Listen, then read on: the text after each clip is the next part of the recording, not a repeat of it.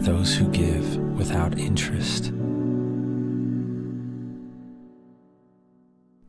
who offer themselves and expect nothing in return.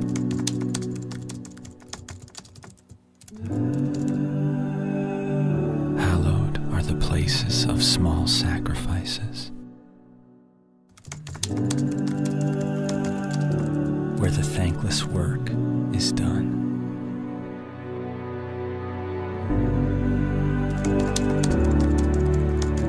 Sacred are the acts of true adoration, for they reveal the heart of the divine. Envy not the givers in the crowd, earning praise for their generous deeds, for they have received their reward.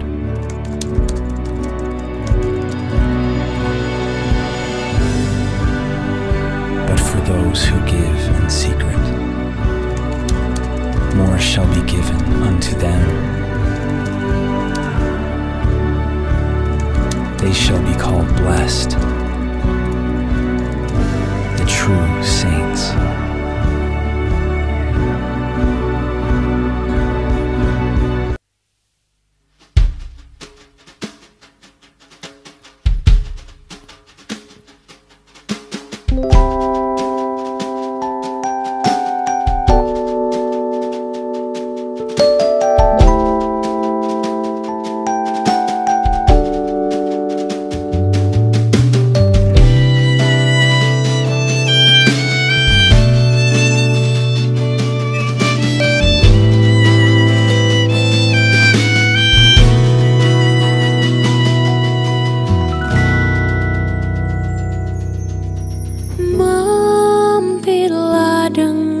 Doaku, Yesus penebus, orang lain kau hampiri, jangan jalan terus.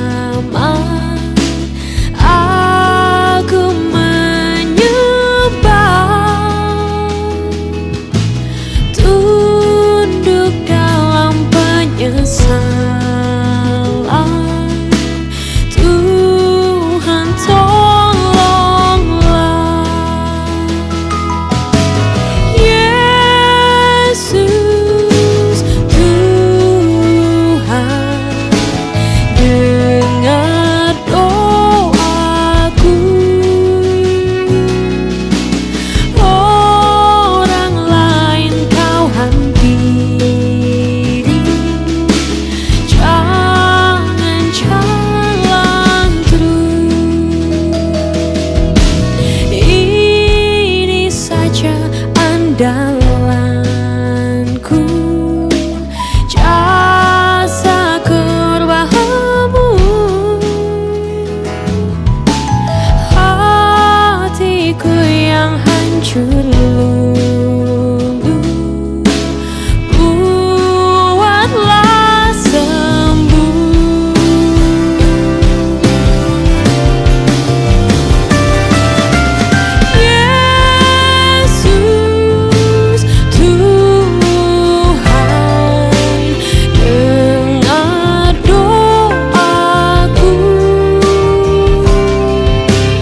Orang lain kau hampiri,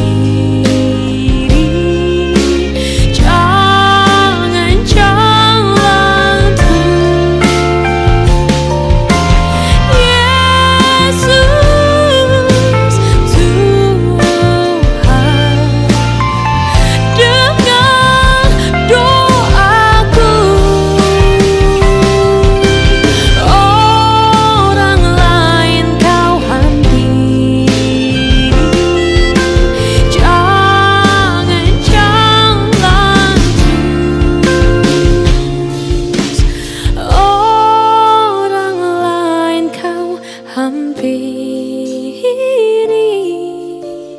jangan jalan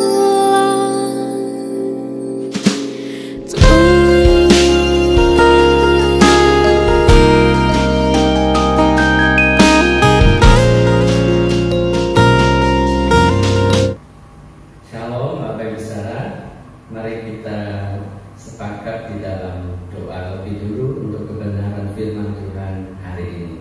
Mari kita berdoa. Bapa Surgawi, kami mengucap syukur kesempatan yang indah kami boleh sama-sama membaca dan merenungkan firman Roh Kudus berbicara kepada setiap kami. Firman-Mu adalah makanan, kekuatan untuk hidup kami. Terima kasih Bapa. Di dalam nama Yesus kami sudah berdoa dan mengucap syukur. Haleluya. Amin. Puji Tuhan, Bapak Ibu Saudara, hari ini kita akan sama-sama melihat firman Tuhan, bagaimana sikap kita menghadapi masalah, menghadapi persoalan. Kita akan membaca Kisah Para Rasul pasal yang keempat, ayatnya yang ke-29. Kisah Para Rasul pasal 4, ayatnya yang ke-29. Saya bacakan demikian firman Tuhan. Dan sekarang ya Tuhan, lihatlah bagaimana mereka mengancam kami, dan berikanlah kepada hamba-Hamba-Mu keberanian untuk memberitakan firman-Mu. Amin. Bapak Ibu Saudara, pembacaan firman Tuhan ini adalah doa murid-murid rasul-rasul selepas persoalan mereka ditangkap, disidang oleh Mahkamah Agama. Kalau kita membaca dari awal, maka kita tahu seorang pengemis lumpuh didoakan oleh Rasul Petrus. Kita ingat ya Bapak Ibu kisahnya. Petrus berkata, emas perak aku tidak punya, tetapi apa yang aku punya, demi Yesus orang Nazaret itu, bangun, berdirilah. Dan orang lumpuh itu berjalan, sembuh, mujizat terjadi. Nah, karena mujizat itulah Petrus dan Yohanes dibawa kepada sidang Mahkamah Agama dan mereka diancam. Jangan lagi memberitakan nama Yesus, jangan lagi memberitakan Injil. Lalu mereka dilepaskan. Setelah mereka pulang ketemu teman-teman rasul yang lain, inilah doa mereka. Tuhan, Kau lihat bagaimana mereka mengancam kami. Tuhan, tolonglah. Mereka berdoa. Ayat 29 yang kita baca tadi dikatakan, ya Tuhan, lihatlah bagaimana mereka mengancam kami. Berikanlah kepada hamba-Hamba-Mu ini keberanian. Mari kita lihat doa mereka. Ada 3 hal yang saya mau bagikan hari ini. Bapak Ibu Saudara, bagaimana mereka menghadapi persoalan itu? Yang pertama, Bapak Ibu, kita melihat doa murid-murid atau rasul-rasul. Mereka minta keberanian. Kenapa mereka tidak minta, Tuhan, itu orang-orang yang mengancam kami, Tuhan, binasakan mereka, Tuhan, habisi mereka, Tuhan, bikin mereka sakit, stroke, supaya mereka tidak mengancam kami lagi. Dengan kata lain, mereka tidak berdoa untuk Tuhan menghilangkan masalah mereka, tetapi mereka berdoa supaya mereka punya keberanian untuk tetap melakukan kehendak Bapa. Berani, tidak kecut hati, tawar hati, takut. Tidak, mereka minta keberanian sama Tuhan. Mereka minta supaya Tuhan menguatkan hati mereka. Mereka minta supaya Tuhan meneguhkan hati mereka. Kenapa mereka tidak minta masalah mereka disingkirkan? Karena mereka tahu panggilan mereka. Bukankah mereka sudah pernah disampaikan firman Tuhan? Tuhan Yesus akan menaruh mereka seperti domba yang ada di tengah-tengah serigala. Itu sudah Tuhan katakan, itu sudah Tuhan ucapkan. Mereka sadar kemanapun mereka pergi pasti ada serigala, pasti ada ancaman, pasti ada bahaya, pasti ada masalah, pasti ada persoalan. Tidak bisa habis yang namanya persoalan, tidak bisa habis yang namanya masalah. Selalu akan ada terus. Jadi doa mereka minta keberanian. Hal yang sama Bapak Ibu Saudara, saya mengajak kita renungkan hari ini. Mari kita sadar kita hidup di tengah dunia yang banyak masalah, dunia yang penuh dosa, dunia yang tidak akan berhenti adanya air mata, persoalan, penderitaan. Tidak bisa kita minta Tuhan hilangkan semua masalah. Daripada minta seperti itu, lebih baik kita sadar diri. Bapak Ibu, kita ada di ujung akhir zaman. Keadaan hari-hari menjelang akhir akan semakin sulit sukar. Bapak Ibu Saudara, mari kita sadar, minta keberanian, minta keteguhan hati, minta kita tidak goyah. Doa kita kepada Tuhan bukan dihilangkan semua masalah, tetapi minta keberanian. Seperti murid-murid, minta supaya kaki kita tetap tidak goyah, tetap kuat melangkah. Amin. Puji nama Tuhan. Yang kedua, keberanian untuk apa mereka minta? Mereka minta supaya mereka tetap memberitakan firman, tetap memberitakan nama Yesus yang tadi saya sampaikan. Nama Yesus yang menyembuhkan orang lumpuh, pengemis di pelataran Bait Allah. Nama Yesus. Mereka mengerjakan misi, mereka mengerjakan tugas. Jadi mereka minta keberanian kepada Tuhan untuk ini, untuk tugas, untuk misi, untuk panggilan, untuk tetap mengerjakan kehendak Tuhan. Kita juga minta keberanian, minta keteguhan hati, minta jangan goyah, jangan undur, jangan kecewa. Minta kepada Tuhan dalam doa-doa kita. Sekalipun ada masalah, masalah itu tidak membuat kita undur dari Tuhan, tapi minta keberanian untuk apa? Untuk tetap mengerjakan panggilan, untuk tetap mengerjakan kehendak Tuhan, untuk tetap melakukan apa yang harus kita lakukan supaya nama Tuhan dipermuliakan. Amin. Bapak Ibu Saudara, yang ketiga, ini kan tadi mereka diancam. Karena diancam itu mereka berdoa, Tuhan tolonglah, lihat bagaimana mereka mengancam kami Tuhan, berilah kami keberanian. Itu kan baru ancaman. Nah, kalau ancamannya jadi kenyataan, kalau ancamannya mereka dipenjarakan dan itu betul terjadi, mereka masuk penjara, Bapak Ibu, dunia ini juga mengancam kita.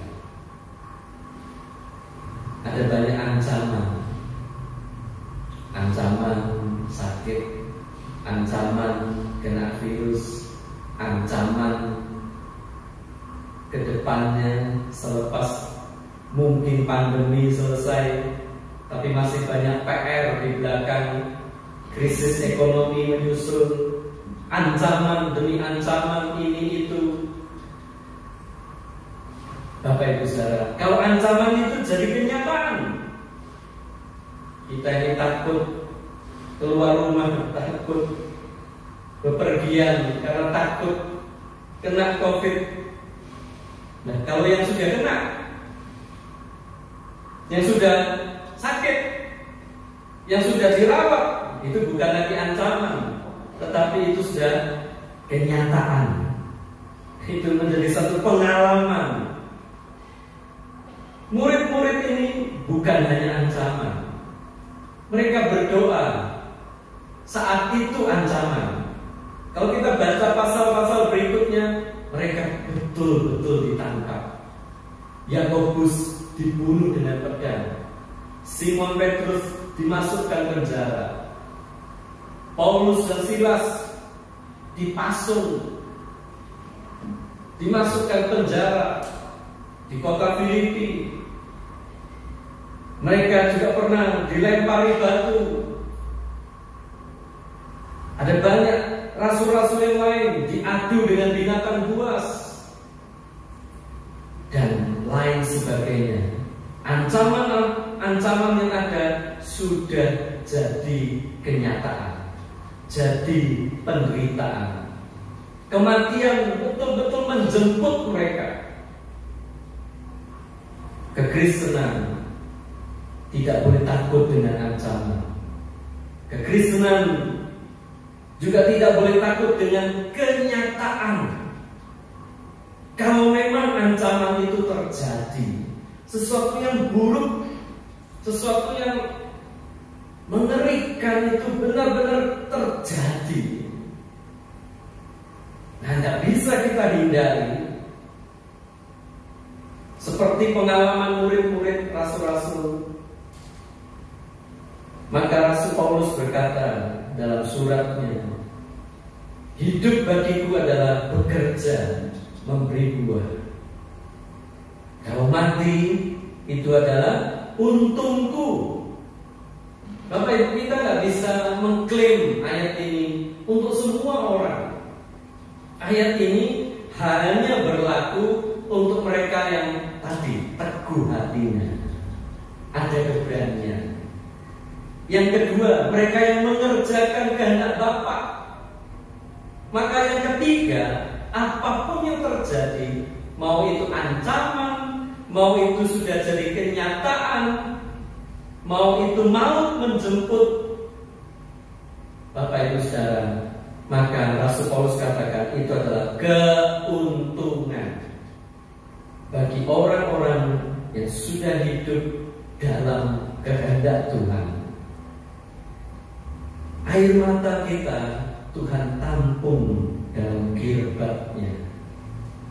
Sengsara kita Tuhan hitung, Tuhan catat. Berbahagialah saudara dan saya yang dianiaya oleh karena kebenaran. Besar upah yang menanti kita. Bapak Ibu Saudara, mau itu ancaman, mau itu kenyataan, mau itu terjadi hal yang buruk, mari kita siap menghadapi. Bagaimana sikap kita? Doa, minta keberanian. Jangan minta masalah dihilangkan, tidak bisa. Masalah selalu akan ada. Minta keberanian, minta keteguhan hati untuk tetap mengerjakan kehendak Tuhan, mengerjakan misi, mengerjakan panggilan kita. Kalau ancaman-ancaman itu sudah jadi kenyataan, betul kita alami hal yang tidak enak, buruk, Bapak Ibu Saudara, Tuhan tetap ada di samping kita. Immanuel tidak meninggalkan kita. Dia akan menguatkan saudara dan saya. Dia akan memampukan kita. Kalau memang mau menjemput, itu keuntungan untuk saudara dan saya. Orang-orang yang sudah bekerja maka dia siap menerima mahkota. Dia siap menerima pahala. Biarlah prinsip-prinsip ini boleh menjadi pegangan kita. Bapak Ibu, hadapi apapun yang terjadi, minta keberanian. Jangan keluar dari kehendak Tuhan, misi panggilan Tuhan. Kalau hal buruk terjadi, hadapi. Tuhan beserta kita, Tuhan menolong kita. Amin. Mari kita berdoa.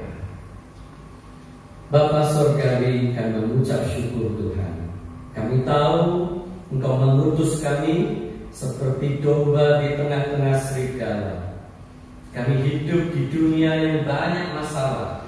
Kami hidup di dunia yang banyak air mata. Tuhan, kami tidak minta semua masalah itu hilang, tapi kami minta Tuhan, beri kami keberanian, beri kami keteguhan hati. Tuhan, buat hati kami tidak goyah, iman kami tetap teguh dalam nama Yesus. Apapun yang terjadi, kami mau tetap mengerjakan panggilan kami. Kami mau tetap mengerjakan kehendak Bapa.